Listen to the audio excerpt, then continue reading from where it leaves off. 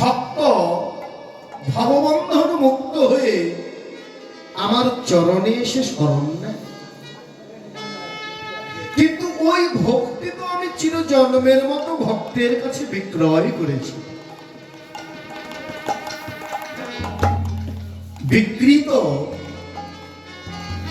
দেখবেন কিছু কিছু দোকানে লেখা থাকে, বিশেষ করে যারা ইলেকট্রনিক্স দোকানে ক্রয় করেন, যে বিকৃত মাল ফেরত নেওয়া হয় না।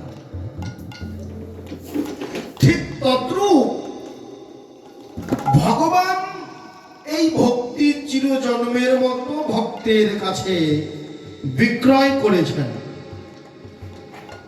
কিন্তু এই বিকৃত সম্পদ যে একবার বিক্রয় করে সে আর ফেরত নিতে পারে না। তো ভগবান মনে মনে চিন্তা করলেন, আমি যে ভগবান, যেই ভক্তি রস আস্বাদন করে, যেই ভক্তি রস স্মরণ করে জগতের ভক্ত আমায় জন্ম জন্মান্তরে বাঁধতে পারে, আমি ভগবান সেই ভক্তিটা কেমন আমি একটু জানতে চাই। বাহ, কি করলেন তিনি? বিশাল এক স্বয়ম্বর সভার মাধ্যমে বিশ্ব চরাচরের যত শাস্ত্রগণ আছে সবাইকে ডাকলেন। ভগবানের এহেন আহ্বানে 18টি পুরাণ, 18টি উপপুরাণ, 14খানা বেদ সহ অসংখ্য শাস্ত্রগণ আজ ভগবানের সবার মধ্যে উপস্থিত হয়েছে। সবাই উপস্থিত হয়েছে। মাঝখানে ভগবান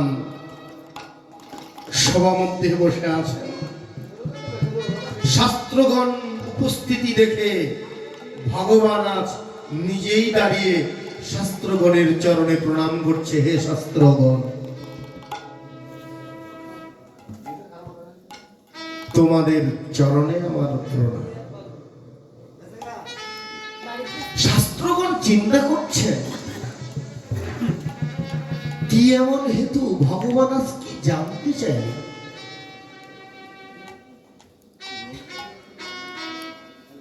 ভগবান বললেন, শাস্ত্রগণ তোমাদের ডেকেছি, তোমরা আমাকে একটা বিধান প্রদান করবে।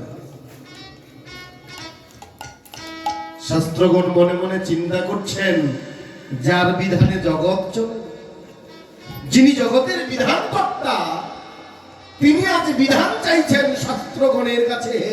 শাস্ত্রগণ, তোমরা আমায় বিধান প্রদান করো। কি বিধান? যেই বিধান অবলম্বন করলে আমি ভবে গিয়ে ভক্তের ভক্তিরস আস্বাদন করতে পারব।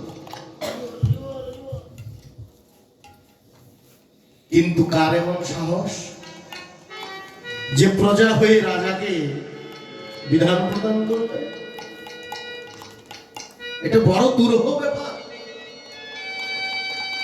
কি বললেন?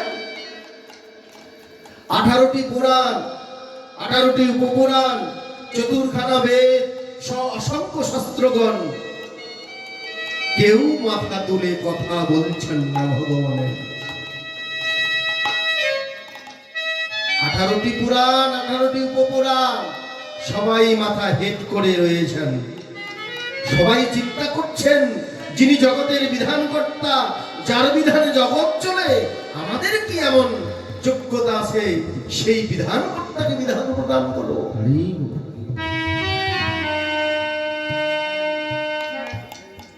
সবাই শাস্ত্রগণ চিন্তা করলেন, ভগবান যেহেতু বিধান চেয়েছেন, তাহলে এমন একজনকে দায়িত্ব দেব যেই বিধান সঠিকভাবে প্রদান করতে পারবেন আর ভগবান তা গ্রহণ করে মেনে নেবেন। কি করলেন? শাস্ত্রগণের মধ্যেও এসেছেন শ্রীমৎ ভাগবত। বাহ! গীতা হচ্ছে ভগবানের মুখনিসৃত বাণী, আর ভাগবত হচ্ছে কার লেখা? শ্রীল সুখদেব গোস্বামী বলেছেন, এখানে শ্রোতা হচ্ছেন কলির শেষ ভাগের রাজা শ্রী পরক্ষিত মহারাজ। জগতে যে ভাগবত পড়ে নাই, যে ভাগবত শোনে নাই, যতক্ষণ না পর্যন্ত ভাগবত না শুনবে ততক্ষণ পর্যন্ত তার সঠিকভাবে কৃষ্ণ প্রেম জন্মাবে না। কৃষ্ণ প্রেমের কথা এত সুন্দর করে ভাগবতে বলা আছে যে আপনি নিজেই পড়তে পড়তে নয়ন জলে ভেসে যাবেন।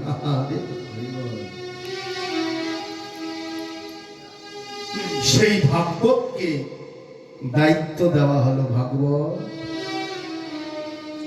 জগতে শুনেছি তোমাকে একটি ভগবানের রূপ বলা হয়, তুমি যদি একটু ভগবানকে বিধান প্রদান করো। ভাগবত চিন্তা করছেন, আমিও তো শাস্ত্রগণের মধ্যে আমিও তো একজন, শাস্ত্রগণ তো আমারই জাতি ভাই। আমি যদি ভগবানকে বিধান প্রদান না করি তাহলে তো শাস্ত্রগণের জাতির সম্মান তো আর থাকে না। কি করলেন?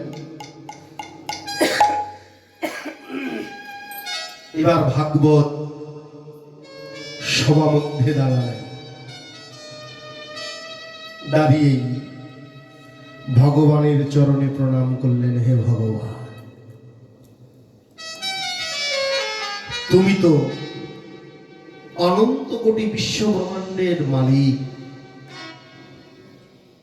জগতে তোমার বিধানে জগৎ চলে। প্রজা হয়ে যেমন কেউ রাজাকে বিধান প্রদান করতে চায় না, পুত্র হয়ে পিতাকে যেমন বিধান প্রদান করে না, ঠিক আর শাস্ত্রগণতা চাইছেন না। কিন্তু যেহেতু আপনি বিধান চেয়েছেন, তবে আমার একটা সত্য আছে। কি সত্য? যে আমি যে বিধান প্রদান করেছি ঋষি করভাজনের মুখে, যে বিধান প্রদান করেছি ভক্ত প্রহ্লাদের কাছে,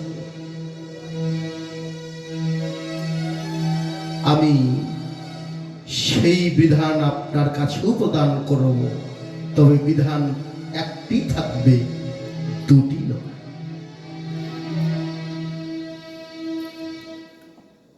ভগবান বললেন, ভাগবত, ভক্তের ভক্তিরস আস্বাদন করবার জন্য আমাকে যা করা প্রয়োজন আমি তোমার সেই বিধান শিরে ধারণ করব।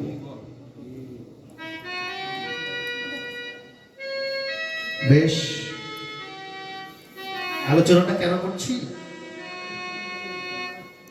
আমরা শুধু, অনেকেই আমাদের বলে সনাতন ধর্মের যাওয়ার আসার পথে, যাওয়ার গন্তব্যস্থানে, কিন্তু আমাদের মত অনেক। পথটা একই, কিন্তু আমাদের মত অনেক। এই কারণেই বলছি, এক মতের সঙ্গে আরেক মতের অমিল। যারা চৈতন্য অনুসারী, দেখবেন যারা রামকৃষ্ণ মিশনের, তারা এটাকে মেনে নিচ্ছেন না। যারা আবার অনুকূল তারা আবার রামকৃষ্ণকে মেনে নিচ্ছেন না, সেটাকে সঠিক গ্রহণ করছেন না। কিন্তু জগতে যদি ভগবান এক হয়, জগতে যদি গুরু এক হয়, জগতে যদি গৌরাঙ্গ এক হয়, তবে জগতে এত মতের কারণ কি? কিন্তু আমাদের আসার রাস্তাও যেমন একটা, যাওয়ার গন্তব্য স্থানও একটা। কি রাজা, কি প্রজা, কি চামার, কি চন্ডাল, কি মুচি, কি সূচি, সবাই একদিন ওই